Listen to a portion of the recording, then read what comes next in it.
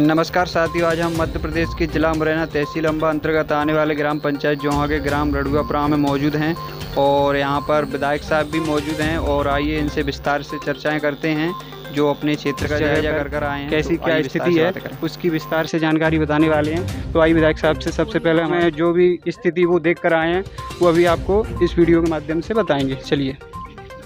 अभी वर्तमान में तो जोहा पंचायत का रड़ुआपुरा गाँव, कल हमको आदरणीय सरपंच साहब हमारे बीच में हैं, राकेश तोमर जी, जो इस पंचायत के सरपंच हैं, वर्तमान में निर्वाचित हुए।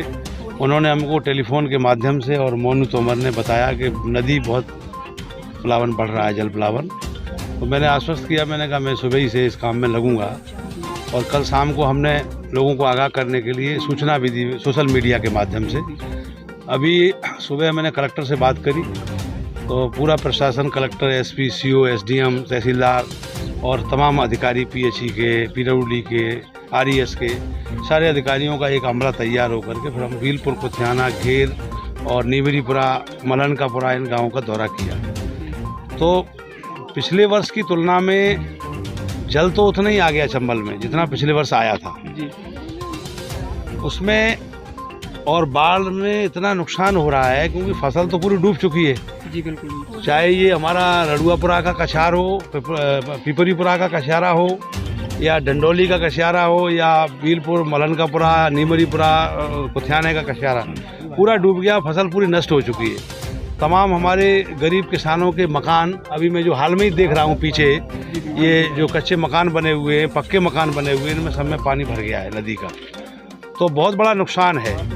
और ये मैं समझता हूँ कि चौथा वर्ष है लगातार, हर साल ये किसान को लगातार हर साल का रिकॉर्ड तोड़ती आ रही नदी। और अभी जो पिछले वर्ष की तुलना में 2 मीटर ज़्यादा नदी चढ़ने के आसार हैं। तो मैं तो ये कहूँगा कि अभी हाल में जितना भी हम सब लोग इनको सहायता कर सकते हैं, हम सब ग्रामीण जन मिल कर के, हमारे सरपंच साहब जनप्रतिनिधि हैं, हम स्वयं और पूरा प्रशासन इसमें लग कर के इनको राहत बचाव कार्य में हम लोग लगे हुए हैं। और इनके लिए जो भी यथासंभव व्यवस्था हमारी होगी वो हम करने को तैयार हैं, हम तत्पर हैं। पानी की व्यवस्था है वो आपने लोगों के लिए करवा। एनडीआरएफ की टीम भी जो है ना अभी 1 घंटे बाद यहाँ पहुँच जाएगी रेस्क्यू के लिए। कभी कहीं ज़रूरत है, मान लो अचानक पानी बढ़ गया रात में, तो बहुत से परिवार जैसे 2019 में बाढ़ आई थी और तो यहाँ पे जैसे पुल हो गया था, जो गांव टापू बनते हैं, रड़ुआपुरा है, नीवरीपुरा है, इनके लिए बोला गया था कि पहले मुख्यमंत्री आवास योजना के तहत कॉलोनी देंगे। 2021 में आई तो प्रधानमंत्री योजना के तहत आवास की अभी तक इनको मुहैया नहीं कराई। इसमें देखिए, प्रदेश में भारतीय जनता पार्टी की सरकार है और मैं कह सकता हूँ कि स्थिति परिस्थिति ये है, हाँ बराबर पानी बढ़ रहा है। स्थिति परिस्थिति तो ये सामने कि कथनी करनी में बहुत फ़र्क है। पिछली बार हमने कलेक्टर, एसडीएम सारे लोगों से हमारी बात हुई थी और स्थान पे ही बात हुई थी। नदी के बाढ़ में थी, उस समय वो दौरे पे थे, मैं भी था। तो उन्होंने कहा था कि जितने ये प्रभावित हमारे गांव हैं उसमें हमने ये रड़ुआपुरा, पीपरीपुरा का जो हमारा निचला हिस्सा है, बीलपुर, कुथियाना, घेर, नीमरीपुरा, आपका मलनकापुरा, डंडोली का जो प्रभावित क्षेत्र है, आपका कछपुरा, नीचे मलबसई, गूंज, बंधा का जो प्रभावित क्षेत्र है, गढ़ी, पिपरौली और आपका भामई, किसरौली, बीच का पुरा, दलजीत का पुरा, इन सारे गांवों का मैंने प्रस्ताव रखा था। मैंने कहा ये हर साल की समस्या है, लोग संकट में आ जाते हैं, साल भर करते पैदा, मेहनत करते हैं और वो सब चला जाता है। तो उन्होंने ये कहा था कि हम सुरक्षित स्थान पर इनको बसाएंगे। तो अभी उन्होंने एक बात कही कि हम तैयार थे इस काम के लिए, लेकिन सहमति नहीं बन पाई।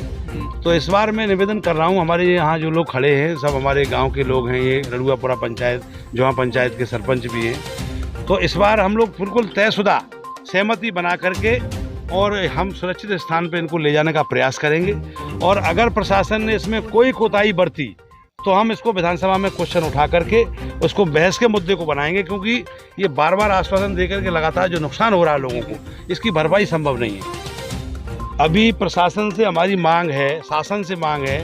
आज मुख्यमंत्री का दौरा भी मैंने सुनने में आया, अभी शाम को है 6 बजे कलेक्टर का टेलीफोन आया था अभी हमारे पास कि शाम को 7 बजे वो एक बैठक ले रहे हैं मुरैना में बाढ़ राहत कार्य को लेकर के।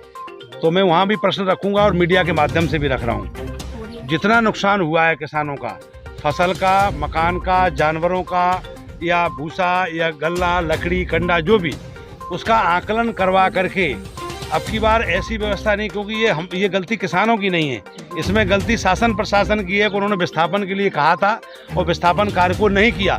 तो हम 100% मुआवजे की बात करेंगे।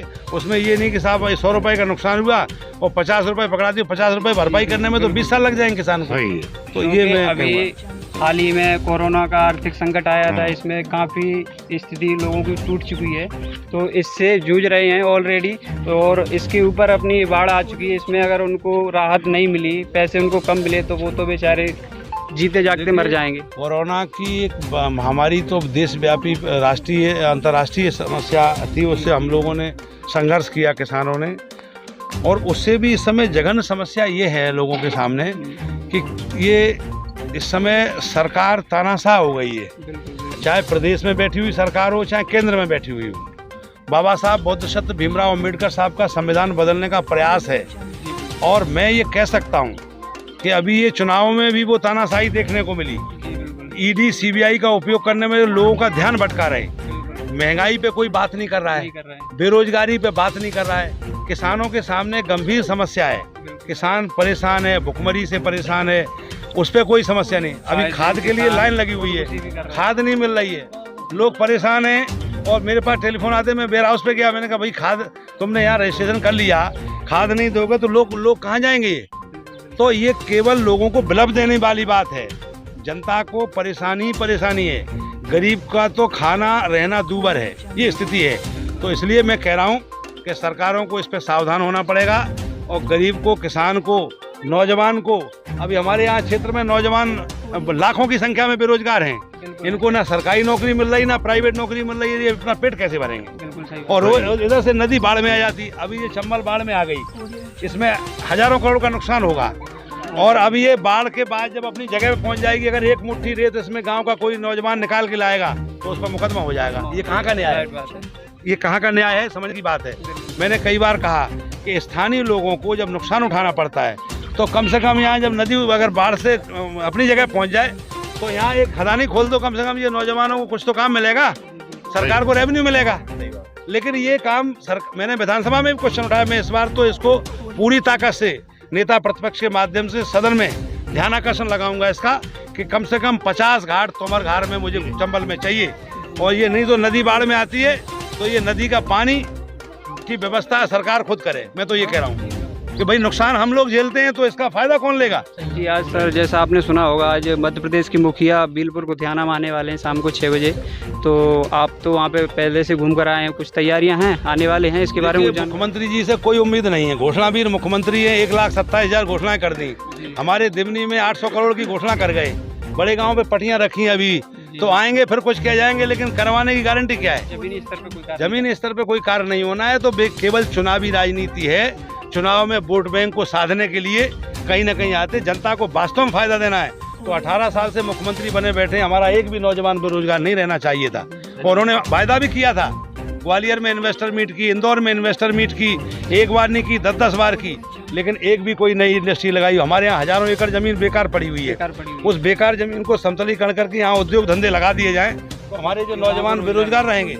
दिल्ली, बम्बई, कलकत्ता, अहमदाबाद, पूना, गुजरात तमाम जगह जाते हैं, छोटी छोटी नौकरियां करते हैं। ये गरीब परिवार ये पल नहीं पाते, माता पिता की सेवा नहीं कर पाते, कमरा का किराया नहीं भर पाते, और वो 10,000 5,000 की नौकरी मिल जाती है, इनका पेट कैसे भरा जाए? अगर यहाँ इनको नौकरी रोजगार मिल जाएगा तो इनका जीवन यापन हो सकता है। अभी हाल ही में एक और वो आई थी अटल प्रोग्रेस वे की, उस पर भी अभी रोक लगा दी गई है, वो ऐसा क्यों कर रहे हैं बार बार? वो केवल नामकरण हो रहा है उसका बार बार। पहले वो चंबल एक्सप्रेस वे हुआ, फिर चंबल एक्सप्रेस वे के बाद वो अटल प्रोग्रेस वे हो गया।